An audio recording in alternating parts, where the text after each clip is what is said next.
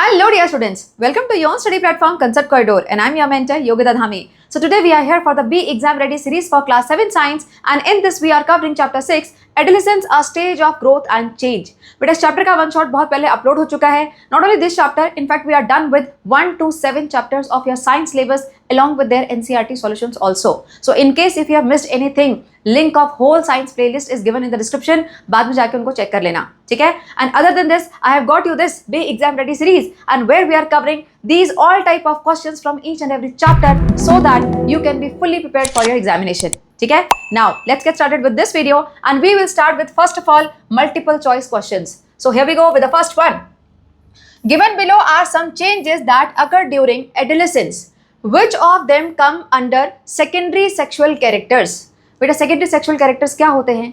ऐसे physical change जो किसी एडोलेसेंट की बॉडी में होते हैं but they are not directly involve in the process of reproduction. उनका रिप्रोडक्शन के प्रोसेस में कोई रोल नहीं होता and then they are called secondary sexual characters. ठीक है, अब देखते कौन कौन से हैं. Change in height, yes this is secondary sexual character, है ना. Next one, appearance of pimple on face, again yes this is also secondary sexual character. Next one, menstrual cycle. बेटा menstrual cycle in girls, this is not a secondary sexual character because somehow it is involved in the process of reproduction. अब कैसे उसका detail आपके syllabus में नहीं दिया हुआ है. बेसिकली ड्यूरिंग द मेंस्ट्रुएशन बेटा जो एग फॉर्मेशन होता है फीमेल की बॉडी में वो इस टाइम पे होता है ना, इसी साइकिल के बीच में होता है. So that's why it is involve in the process of reproduction. Clear? So यहाँ पर ये वाला ऑप्शन में नहीं आएगा. Next, growth of hair in pubic region, again this is also secondary sexual character. ठीक है, तो देखो आंसर कहां पर है, फर्स्ट सेकंड एंड फोर्थ. कहां पर है first second fourth? B, this one is the answer. Clear? चलो next one, which of the following nutrients are very important for an adolescent girl to avoid blood deficiency. बेटा blood deficiency को क्या बोला जाता है? एनीमिया. एनीमिया हो गया बोलते हैं, है ना. और एनीमिया के प्रिवेंशन के लिए हम कौन सा न्यूट्रिएंट लेते हैं? आयरन. क्लास 6 से पढ़ते हुए आ रहे हो, है ना, पता है ये. But here in this class, we have understood about one more nutrient which is required for the formation of blood. And what is that? Vitamin B12. So vitamin B12 and iron, these are the two nutrients all the adolescent girls must take. ठीक है, कहाँ है answer? देखो B, ये वाला. Vitamin B12 and iron. Clear? Next, third one. Which of the following is a healthy way to cope up with emotional stress during adolescence? Okay बेटा, adolescent stage में जो टीनेजर्स को इतना इमोशनल स्ट्रेस होता है उसको कैसे हम कोप अप कर सकते हैं, उससे कैसे कर सकते हैं? देखो आंसर कहां पर है. There is nothing called emotional stress, of course not. There is a lot of emotional stress, है ना, हम उसको इग्नोर नहीं कर सकते. Let's leave the problem, it will be resolved after some time. Again no, never leave your problem, always find solution for it. So this is also no. Isolate yourself for some time, again a big no. Never isolate yourself, अकेले नहीं देखना है बेटा problem को. You have to share it with someone and find the solution for it. ठीक है, again no. Share your feeling with your parents and teachers, yes this is the answer. Am I clear? बेटा इस chapter से इस type के generalised वाले question काफी सारे दिखेंगे आपको एग्जामिनेशन में. So practise out them here itself. Try to answer before me and check yourself whether you are able to reach to the correct answer और नॉट. ठीक है, चलो next one. Which of these changes is or are commonly seen in girls during adolescence? Here are some changes which are given. आपको find out करना है कि girls में कौन से ज़्यादा दिखाई देते हैं, कौन से commonly दिखाई देते हैं. ठीक है, first one, deepening of voice. It is related to boys. Adam's apple हमने पढ़ा हुआ है ना, तो ये boys में ज़्यादा होता है. Growth of facial hairs, again boys. Mustache and beard, है ना, तो boys में होगा. Development of breast, yes, this is among girls. And next, increase in height. Increase in height तो दोनों में होता है, यहाँ ओनली लिखा है क्या? No, it is commonly seen in girl, तो यहाँ पे हम इसको भी काउंट करेंगे. Increase in height is seen in girls also. ठीक है, so third and fourth is the answer. Where is that? D, this is the answer. क्या? Next one, during adolescence both boys and girls undergo drastic changes, however the type of changes are not exactly the same in both. What is the main reason for the difference? Okay बेटा, adolescence stage में इतने सारे जो changes हम देखते हैं girls and boys में वो बिल्कुल एग्जैक्टली सेम नहीं होते, है ना. इनफैक्ट हमने जब वन शॉट में कवर किया था तो हमने गर्ल्स के चेंजेस अलग और बॉयज के जो चेंजेस होते हैं उनको अलग अलग कैटेगराइज करके भी पढ़ा था. Yes, now why it happens, why we are observing different type of changes in girls and boys. Let's find out the answer. Boys eat more food than girls during adolescence, of course not. This is not a scientific reason for this question, है ना. Girls boys eat more food, उसके अलग अलग reason हो सकते हैं. हो सकता है बॉयज फिजिकली ज्यादा एक्टिव है ना, या फिर किसी को भूख भी ज्यादा लगती है. So that is not the correct answer. Boys get more care than girls, of course not. ये तो पढ़ के पता पड़ रहा है, ये भी नहीं होगा. Different type of hormones are secreted in boys and girls during puberty. Yes, this is the answer. Beta, you know that during the puberty time there is a secretion of hormones inside the body of adolescent. अब ये जो hormones होते हैं ये girls and boys में अलग अलग होते हैं, especially the sex hormone. ठीक है. अब सेक्स हार्मोन के जो नाम है वो आपके सिलेबस में नहीं है. बॉयज में टेस्टोस्टेरोन होता है, गर्ल्स में एस्ट्रोजन होता है. ठीक है. No need to remember this, but yes, whatever changes, whatever the difference in the changes you are observing, that is all because of the difference in the hormone among girls and boys. Am I clear? Next, girls are emotionally stronger so they show less change. Of course not. बेटा emotionally stronger से body के changes का क्या मतलब है ना. तो ये भी नहीं है आपका ऑप्शन में. C is the correct answer. Am I clear? Next one. And now we are going for assertion and reason. बेटा इसके ऑप्शन आई होप आपको पता होंगे, अब तक तो हमने इतनी बार प्रैक्टिस कर लिया है ना. आगे जम करें फटाफट से, नहीं एक बार देख लेते. बेटा both A and R are true and R is correctly explaining. Option A. A and R both are true but no explanation is given by R, so B. A is true and R is false, then C. And here A is false and R is true, then D. ठीक है. अब देखते हैं फटाफट question. Here secondary sexual characteristics marks the onset of puberty. It is true. बेटा जो secondary sexual character हमको किसी एडोलेसेंट की बॉडी में दिखाई देते हैं तो उससे हमें क्या समझ में आता है कि प्यूबर्टी स्टार्ट हो गई है ना. So they mark the onset of puberty, so this statement is correct. Next देखो, during puberty there is increased secretion of hormones. Again this statement is also true. ऐसा ही होता है, प्यूबर्टी के टाइम पे इंक्रीज्ड सिक्रेशन होता है hormones का, और इन हॉर्मोन्स की वजह से क्या होता है, ये सारे सेकेंडरी सेक्सुअल कैरेक्टर दिखाई देते हैं, है ना. So it means this reason is correctly explaining the assertion. कौन सा ऑप्शन होगा? A. A is the option here. Understood. Next, assertion. The beginning of menstruation marks the start of reproductive years in girls. True. menstruation जब start हो जाता है girls में तो हम बोलते हैं कि now the girl is reproductively capable, है ना. So it marks the start of reproductive year in girls. True है statement. Yes. Reason देखो, normally menstruation recur in every 28 to 30 days till the age of 40. Till the age of 40. बेटा ये normally menstruation recur in every 28 to 30 days, यहां तक तो सही है, but till the age of 40 is it correct? No, till the age of 45 to 55. बेटा 45 से 55 के बीच में जाके ये जो साइकिल है वो बंद होती है ना. तो यहाँ पर ये 40 एज रॉन्ग है, तो स्टेटमेंट ही पूरा रॉन्ग हो गया. ठीक है. अब बताओ कौन सा ऑप्शन है? A is true, R is false, so C. Understood. Next one. And now we are going for very short answer questions and these are the 2 marker ones. ठीक है, पढ़ते हैं. देखो, puberty and adolescence are both stages of growth and development in teenagers, but they are not same. Give 2 reasons to show how they differ. Okay, so basically यहाँ पे puberty और adolescence के बीच का difference पूछा हुआ है, जिसमें कि कई सारे बच्चों को confusion होता है. बोलते हैं दोनों तो सेम ही लग रहे हैं, सबको तो सेम टाइप का ही पढ़ रहे हैं. What is the difference? बेटा there is a lot of difference. Let's try and understand here. देखो, एडोलेसेंस का जो एज गैप है वो कितना है? 10 to 19 ईयर्स. यानी 10 to 19 ईयर के जितने भी बच्चे हैं वो सारे इसमें आ जाएंगे, उनको एडोलेसेंट बोलते हैं हम, है ना. अब उन एडोलेसेंट में ये प्यूबर्टी कब आती है? That comes in the initial stage, है ना. गर्ल्स में आती है अप्रोक्सीमेटली 8 to 13 ईयर्स और बॉयज में आती है 9 to 14 ईयर्स के बीच में. तो ये जो है वो एडोलेसेंस वाले एज का सिर्फ इनिशियल पार्ट है. This is the first difference. So we can say the puberty is a narrower term and adolescence is a broader term. ठीक है. उसके बाद सेकेंड डिफरेंस, प्यूबर्टी के टाइम पे होता क्या है? बहुत सारे हार्मोन्स का सिक्रेशन होता है, जिसकी वजह से जो एडोलेसेंट की बॉडी होती है उसमें कई सारे बायोलॉजिकल एंड फिजिकल चेंजेस होते हैं, and which lead the adolescent to reach the sexual maturity. वो रिप्रोडक्शन के लिए कैपेबल हो जाता है ना. This is puberty. लेकिन एडोलेसेंस में क्या हम सिर्फ फिजिकल चेंजेस को कंसिडर करते हैं? No, we consider physical, emotional, social changes also. Understood? So this is the difference between puberty and adolescence. Am I clear? देखो आंसर कैसे लिखोगे.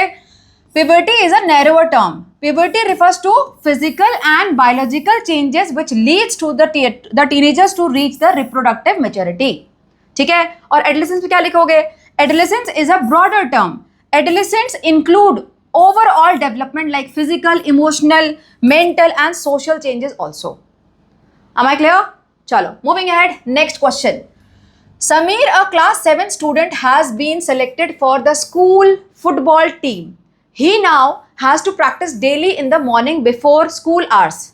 As an adolescent, what changes should he make in his diet to cope with the increased physical activity and energy needs? बेटा देखो, समीर का selection हो गया football team में, अब उसको डेली सुबह जाके प्रैक्टिस करनी है ना। अब प्रैक्टिस में क्या होता है, बहुत ज़्यादा भागना पड़ता है, दौड़ना पड़ता है, so he needs a lot of energy. Yes, and also जब हम कोई भी गेम खेलते हैं बेटा, तो वहाँ पे बहुत सारा वेयर एंड टेयर होता है मसल्स में, कभी लिगामेंट खिंच जाता है, कभी कुछ होता है ना। तो बताओ आप किस टाइप के इसको अपने डाइट में चेंज लाना पड़ेगा, जिससे कि ये जो नीड है, जो यहाँ पे अचानक से ये इंक्रीज्ड फिजिकल एक्टिविटी हो रही है, उसको ये मीट कर सके। क्या करेगा बताओ? Energy giving food he needs to take, he needs to get the energy, right? So energy giving food he will take, and that is carbohydrate and fats. Understood? अब यहाँ पे बेटा आपको कार्बोहाइड्रेट फैट्स में कुछ एग्जाम्पल भी लिख सकते हो आप, जरूरी नहीं है कि कार्बोहाइड्रेट फैट्स ही लिखो, आप कार्बोहाइड्रेट के कुछ एग्जाम्पल और फैट्स के कुछ एग्जाम्पल लिख लो, ठीक है। अच्छा, फॉर वेयर एंड टेयर, जो भी आपकी बॉडी मसल्स में कुछ प्रॉब्लम होती है, उसके लिए क्या करेंगे?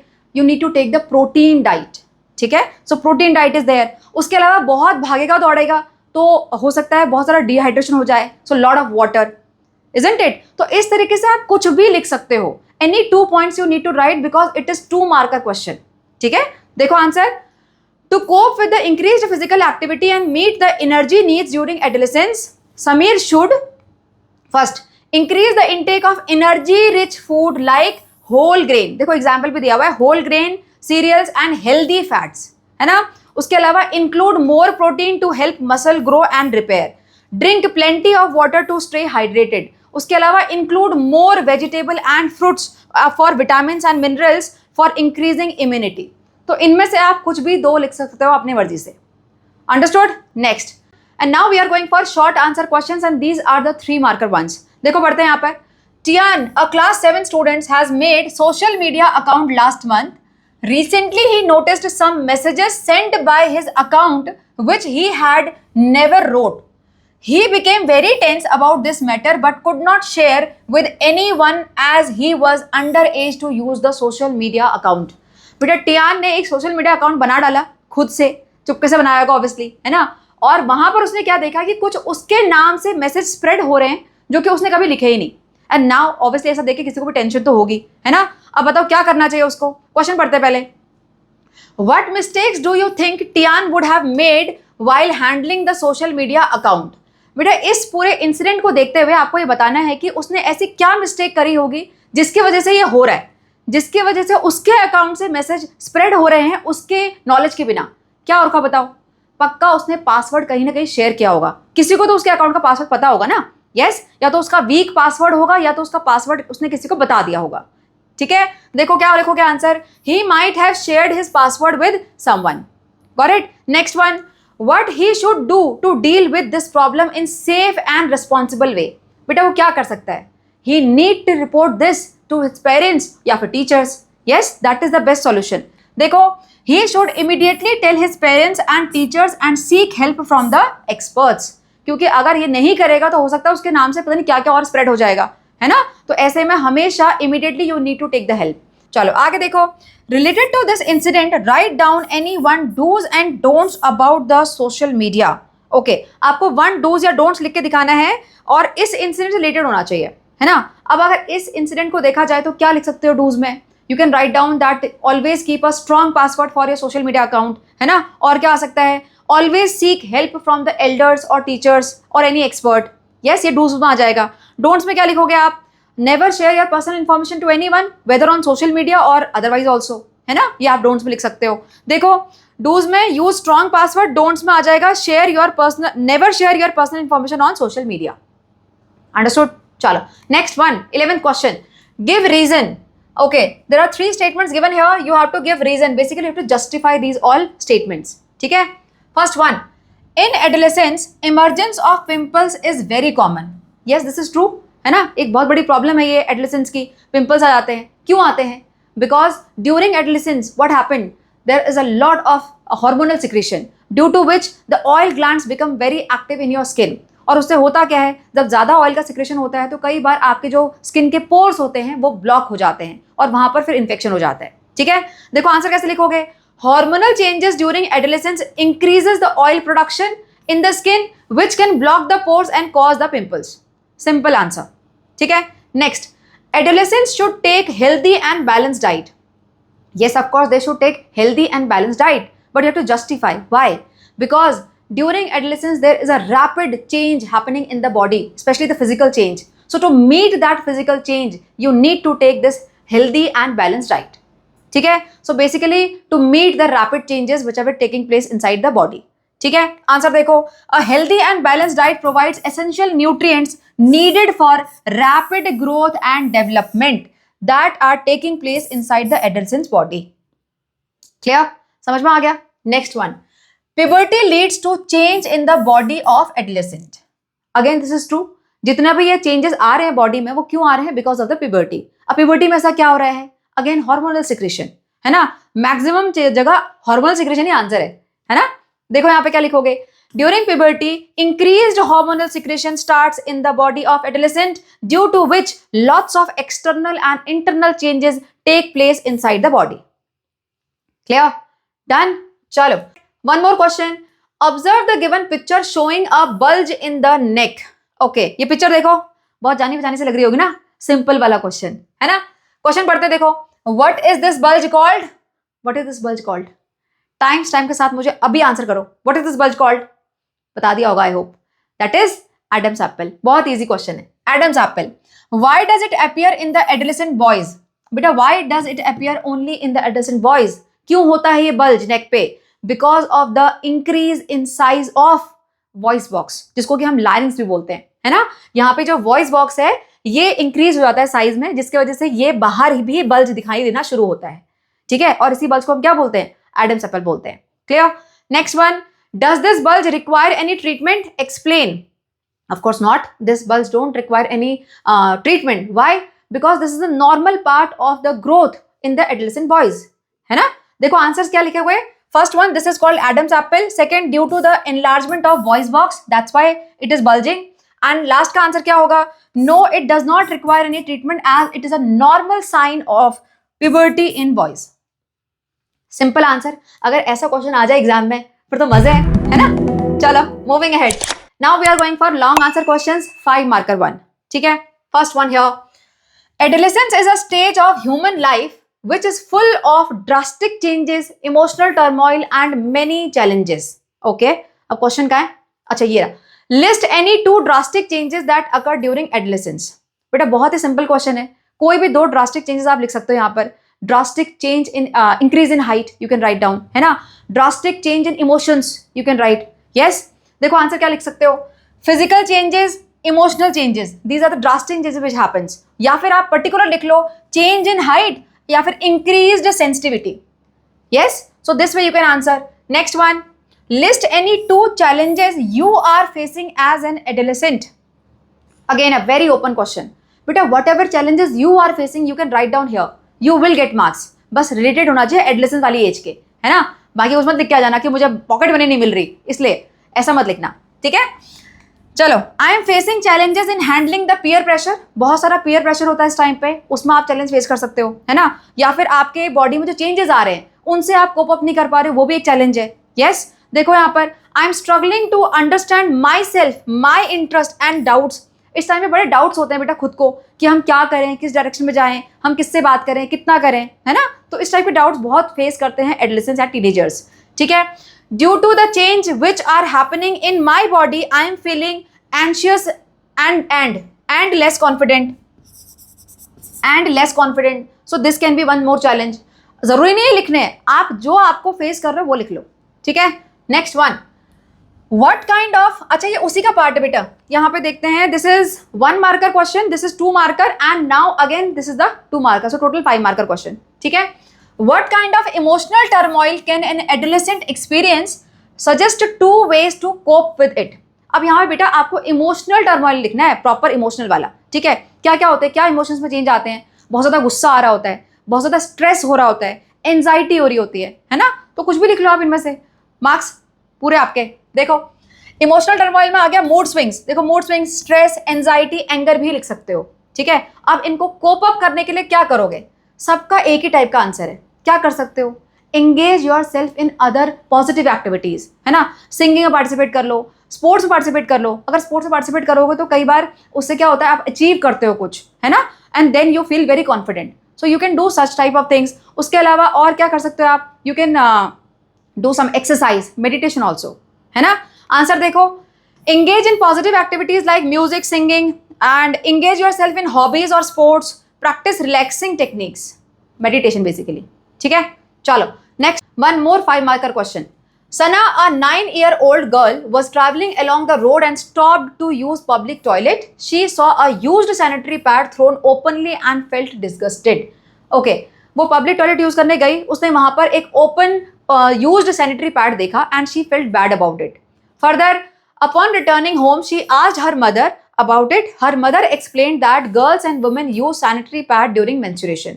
उसकी मॉम ने उसको बताया कि एक बहुत नॉर्मल चीज है जो गर्ल्स एंड जो वुमेन्स है वो यूज करते हैं ड्यूरिंग द मेंस्ट्रुएशन, ठीक है। अब क्वेश्चन देखो, what is menstruation, simple question, define करना है व्हाट इज मेंस्ट्रुएशन।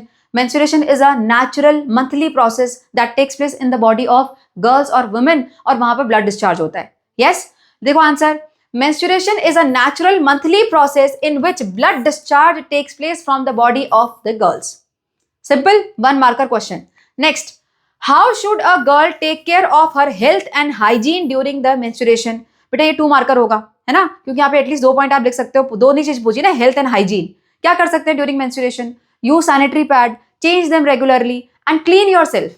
सिंपल, ठीक है, इजी है। देखो, by using sanitary pad and changing them regularly, washing genital area regularly and maintaining the personal cleanliness. Clear? So 2 marker here. Next one, again 2 marker.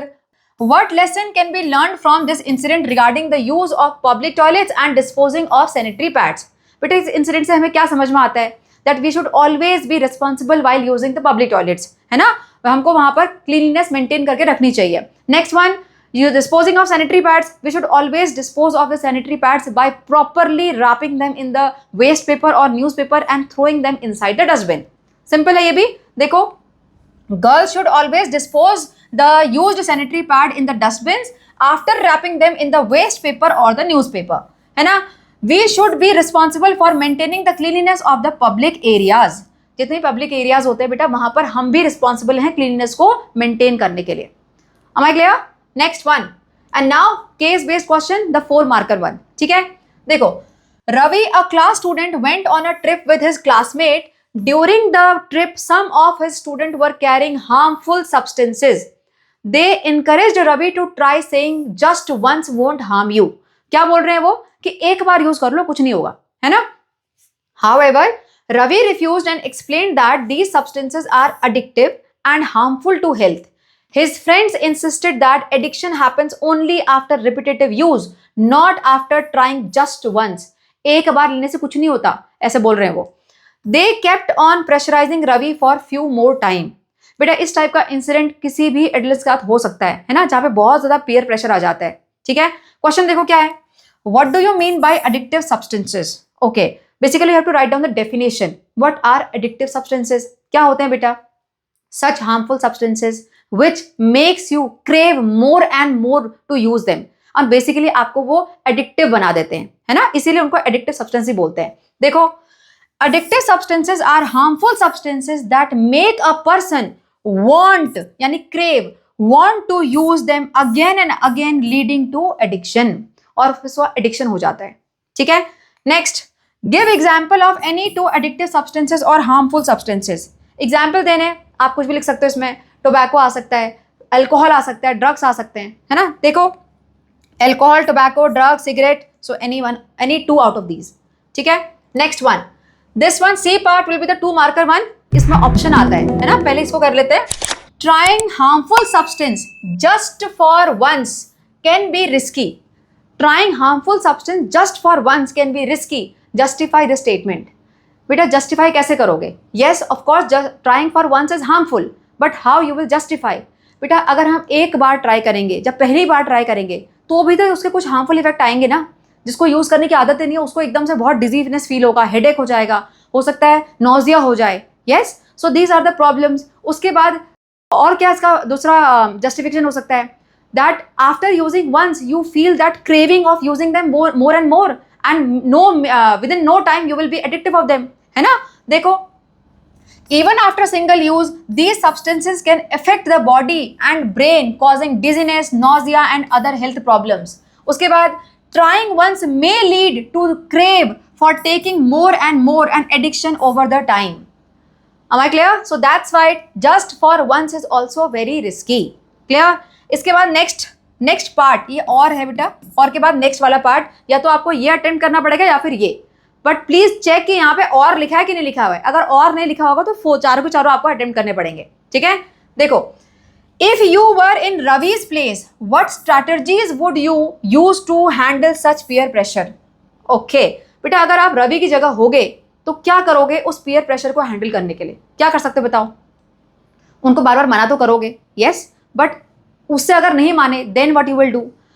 You might distract them by playing games और something. उनको बोल सकते हो नहीं चलो movie देख लेते हैं, चलो हम गेम खेल लेते हैं, है ना। और क्या कर सकते हो? You can try avoiding such people, है ना, ये भी एक ऑप्शन हो सकता है। या फिर और क्या हो सकता है बताओ? या फिर आप कुछ और दूसरे फ्रेंड्स को ढूंढ सकते हो जो कि आपकी बात को मान रहे हैं, है ना, आपके ओपिनियन से सहमत है। आप बार बार उनको मना कर रहे हो लेकिन वो तब भी आपको प्रेशराइज कर रहे हो, तो अल्टीमेट ऑप्शन क्या बचता है? That you have to leave that group and find some other friends, है ना। देखो यहाँ पर क्या करोगे? politely but confidently refuse to use the substance. आप बार बार मना करो कि नहीं मुझे नहीं लेना है। Next, I will avoid the place or situation where pressure is high.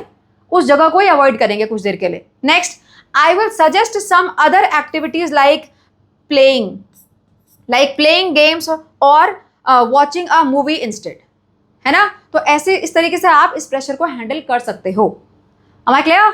चलो, with this we are done with this all important questions of this chapter. I hope you were able to understand and comprehend each and every question, but still you are having any doubt from this chapter, do comment, I will revert back there. ठीक है, चलो, take care, bye bye.